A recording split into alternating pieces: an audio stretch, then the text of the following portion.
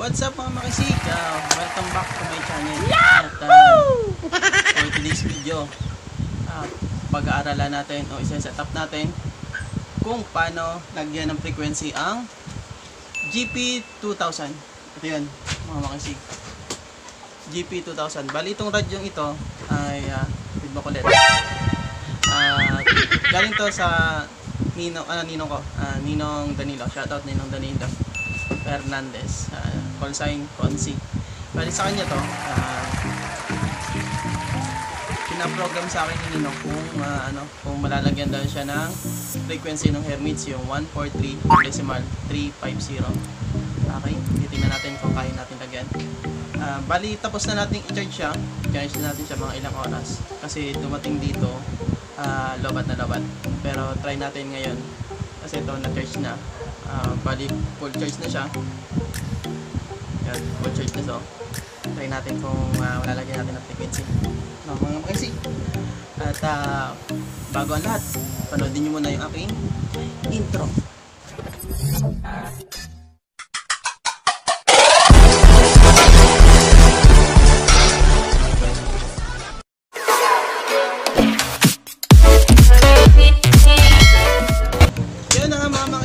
At mag-start tayo. Bali, bago ang lahat, bago natin na pag-usapan nyo sa GP2000, shoutout muna tayo sa lahat mga nag-comment sa akin ng aking Makisig TV channel. Yan, una sa lahat, shoutout kay Sir Reynan Ilagan, kay Ace Watchin, shoutout sa inyo, kay Rider Piesa Motovlog, shoutout doon, kay Alex Centelesis, Pops Alex, shoutout sa'yo. Then, ano pa? Yun, Marikit Motovlog, shoutout sa'yo. Then, Kuya JLM, shoutout Kuya JLM. Tapos, kay ES Cook and Lifestyle, ES Cook and Lifestyle, shoutout. J Kulot Motovlog, Motovlog, shoutout sa'yo. Kay Denmark Alona, kay Jopet Monta, sino pa ba? Sheris Ramos, shoutout Sheris Ramos, sino pa? Kay Ariel Ballesteros, shoutout Ariel, Makisig Ariel. Yun, kay Idol Jomer Sandro, Makisig Jomer, shoutout sa'yo. Kina Frederick Espirito, shoutout mga Makisig. Kay Tito Mario 4G15 Alpha Delta, si Sante, shoutout sa'yo. Kay Mark Lawrence Tayona, shoutout sa'yo.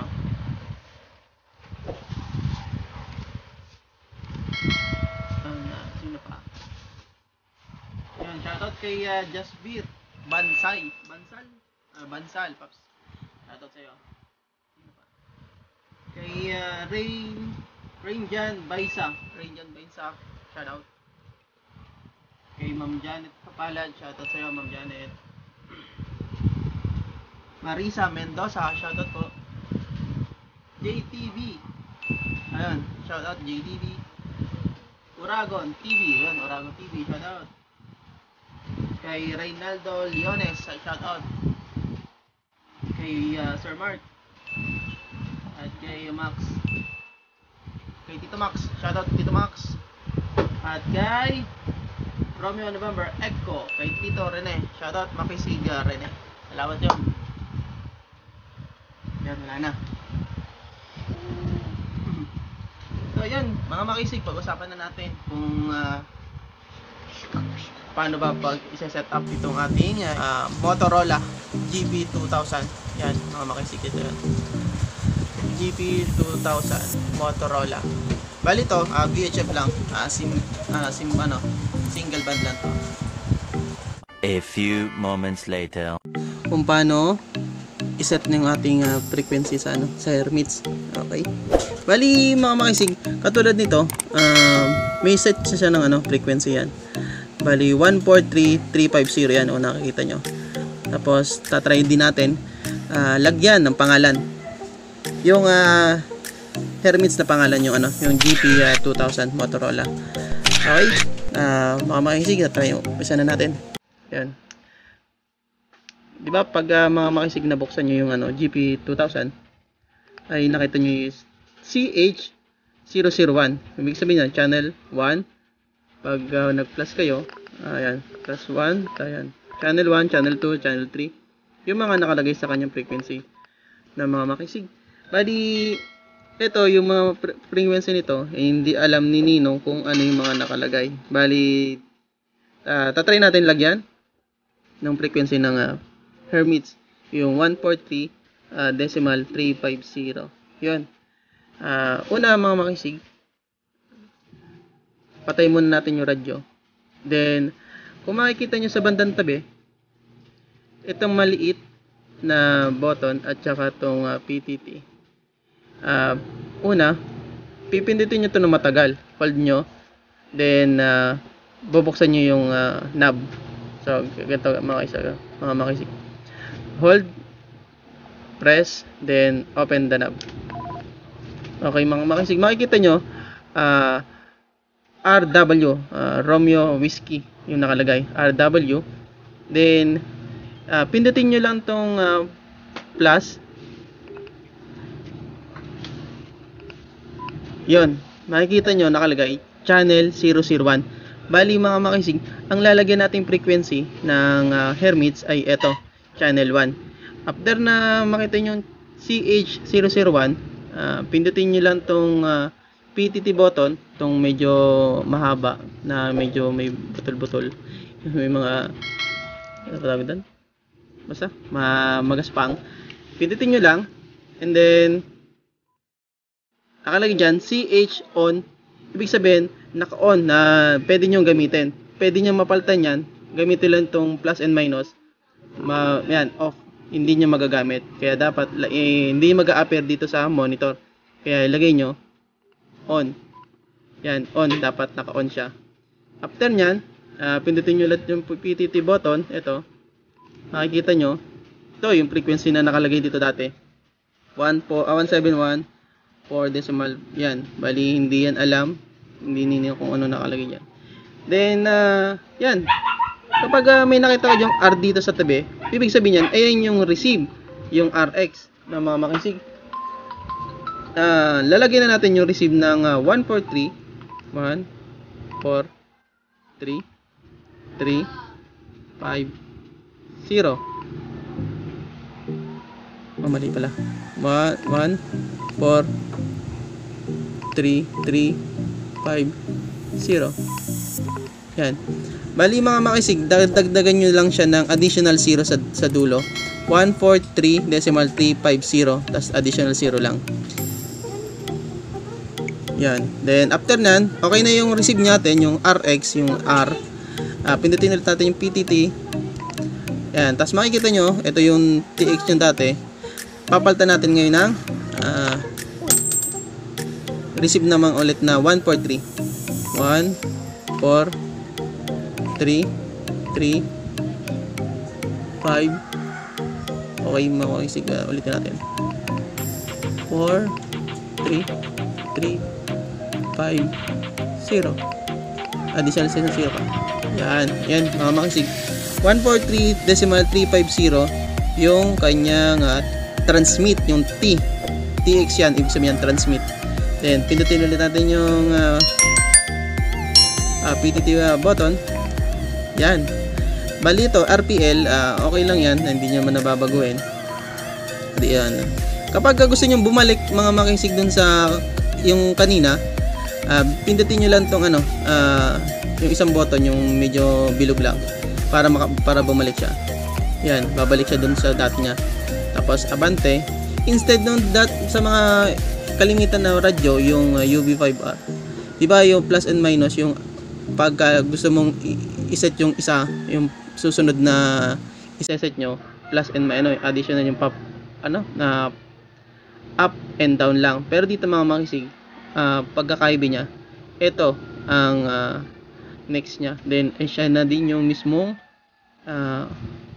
okay, yung parang confirm, yun mga makisig. Okay, next natin, next. Itong TOC, on nyo na lang siya. Then High power, yan. High power. Pwede siyang mapaltan. Minus o plus lang. Yan. Kung yung RX lang gagamitin nyo, or SEO power, naka low power, o high power. Mas maganda, high power, syempre. Then, BCL, lockdown, parang ganyan. Lockout, off siya. Channel tag. Ito mga makisig, dito nyo papalitan yung pangalan ng inyong channel 1. Pindutin nyo lang yung up or negative or positive para mapalitan siya. Okay, positive na lang. Yan. Bali to, nilagyan ko siya ng hermits kanina. Yan, palitan nyo lang din. Kung anong gusto nyo palitan, panibago. Pero yan, lalagyan nyo, pipindutin nyo to. Yari, H. Para kayo ng dating mga cellphone, yung di keypad. Ayan, ang gagawin, papalitan nyo. Then, pag nalagay nyo na, okay nyo lang, pindutin nyo to. Isa-isa lang. HERMITS, hermits yan. Okay, pagkatapos nyo, pindutin nyo lang to. Okay na yon. CS 2.5.0, CS off, ACX off, PID off, SCPL off, SCN normal, SCN LST, CH copy, CH01. Yan guys, mga makisig, okay na. Try natin, tignan doon sa ano. Patay natin. Then makikita nyo dito mga makisig ay channel 1. Try ulit muna natin makita dito sa ating base radio na ICOM 23 Hotel kung same sila ng frequency pag nag-transmit ako. Yun, nag-transmit. Makikita nyo mag-feedback yan kasi malapit.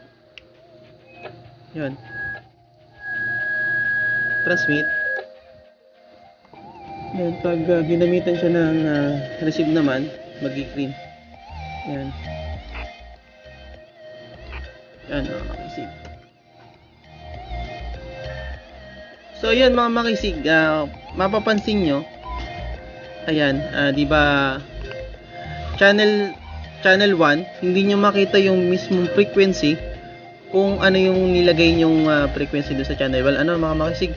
Bali, ganito lang ang gagawin nyo para makita nyo yung frequency. Kung tama ba yung nilagay nyong frequency doon sa channel 1. Patay nyo. Then, same kanina. Press nyo yung bilog na maliit na button. Then, open. Yan. Makikita nyo, RW LED. Di ba kanina nag-plus tayo? Ngayon, hindi na. Automatic. Press the PTT button. Then, yan. Makikita nyo, SQL squelch. Pwede kayo dito ulit mag-set kung anong gusto nyo yung squelch. Dito, hindi ko na babaguhin kasi ito yung nakalagay sa kanya. Pero kalimitan ginagamit ko. Dun sa mga ibang portable is squelch 01. Yun, number 1. Pero dito, hindi ko na babaguhin kasi kung ano yung nakalagay siya, binapabago lang naman sa akin kung yung frequency ng hermits. Ano mga makisig? Mini ng Danilo. Ayun. Then, next natin, scan LST2, yan, 3, PL1, yan, RDPL normal, TDPL normal, transmit over time mga makisig. Bali, enough ko na siya, pero pwede nyong kung sa palagay nyo nainit agad yung radyo, pero ang ginawa ko, hindi ko na lalagyan ng transmit over time kasi hindi naman to basta babad naman. Pero ito mga radyo, vintage to. Napakaganda nitong radyo to. Yan, transmit over time, nilagay ko na lang sa off. Then, next natin, BS normal, BT ALK, beep 1. Yan. Yung kung anong yung lakas ng beep. Pero 1 na lang nilagay ko. PRM 001, PRMT 010, PID pre, ST on, SST off, PTM, LGT auto, PETT ID, PIND ID, group ID, all ID, ACK ID, ASP. Ito mga makisig, bali dito nakalagay, dito na kayo magse-set. Di ba ito may A, C, Ang basa kasi niyan ang ano ko na A, B, C, D. A, B, C, D. Yan. A na yan, ASP, dito yan sa A. Pagka, ay, ano natin, makikita nyo yan. Mamaya papaliwanag ulit. Diba, ASP, squelch, tandaan nyo mga makisig. ASP, squelch. Then, menu ulit. Light. Ito, BSP, sa display yan mga makisig. Diyan, mamaya pipindutin natin tong letter B. Kung makikita ba natin talaga yung frequency na nilagay natin mga makisig. Ano? Okay, dito tandaan nyo letter B. Itong pipindutin natin mamaya. Kung makikita natin yung frequency na isinet natin doon sa channel 1.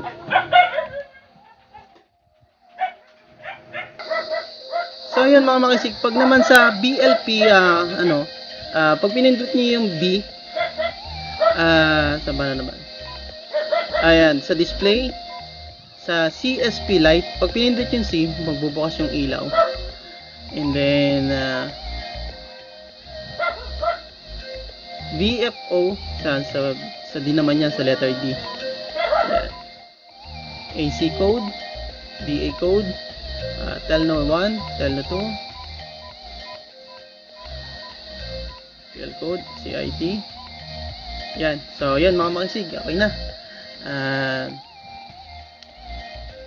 Try na natin. Buksan. Then, pindutin natin yung yan. Okay. Letter B. Yung sabi ko sa inyo kanina, tatandaan natin na pipindutin lang natin yung B. Hermits. Yan. Makikita nyo Hermits. Yung sinet natin. Then, pwede nyo makita yung frequency na yan. Sa VFO. Yan. Itong letter D. Okay.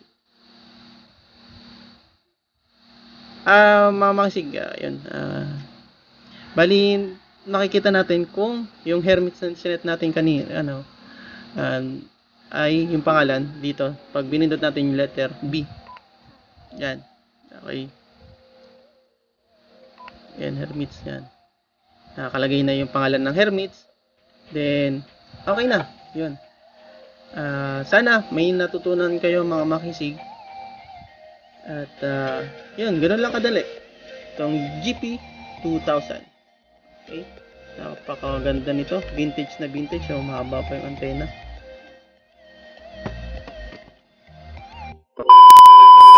So yun mga makisig. At naset na natin.